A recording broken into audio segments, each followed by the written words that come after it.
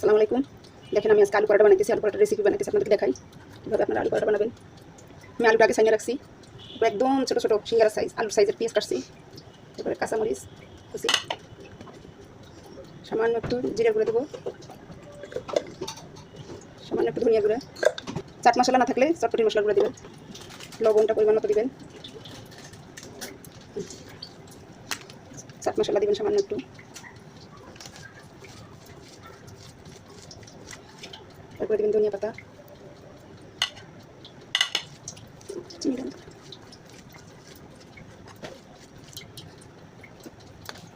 সামান্য একটু চিনি ছিটা দিবেন, তাহলে খাইতে স্বাদ লাগবে।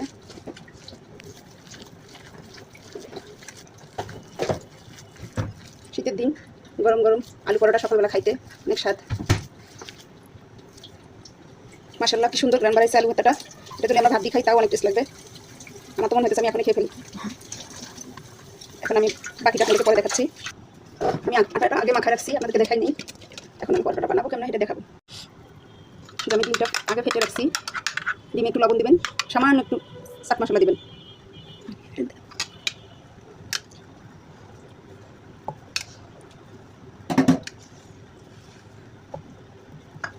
এক একজন এক এক সিস্টেমে বানায়, আমি আমার সিস্টেমে বানাইতেছি, জানি না কেমন লাগবে।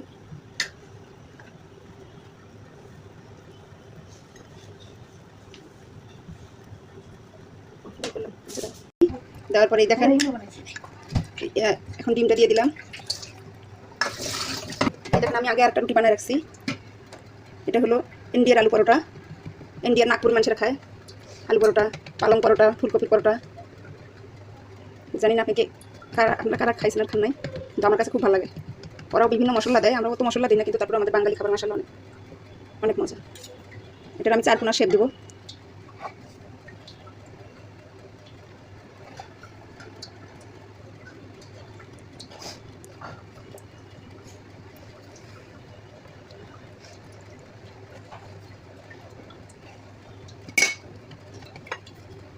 একটু ইয়ে দেবেন, তাহলে পরোটাটা সফট হবে, দেখতে সুন্দর লাগবে। এই হলো আমার আলু পরোটা। আলু পরোটার রেসিপি কেমন লাগলো আপনারা জানাবেন সবাই। এই দেখেন আপনারা যারা ফ্রিজিং করে রাখতে চান তারা এইভাবে 2 পাশ হালকা ছেঁকা দিয়ে ফ্রিজিং করে রাখে আপনারা সপ্তাহ খাইতে পারবেন, 1 সপ্তাহ খাইতে পারবেন। এভাবে 2 পাশ ছেঁকা দেবেন। এই হলো আমার আলু পরোটার রেসিপি। আপনাদের ভালো লাগলে আমাকে কমেন্ট করবেন, শেয়ার করবেন, অবশ্যই সবাই সাবস্ক্রাইব করবেন।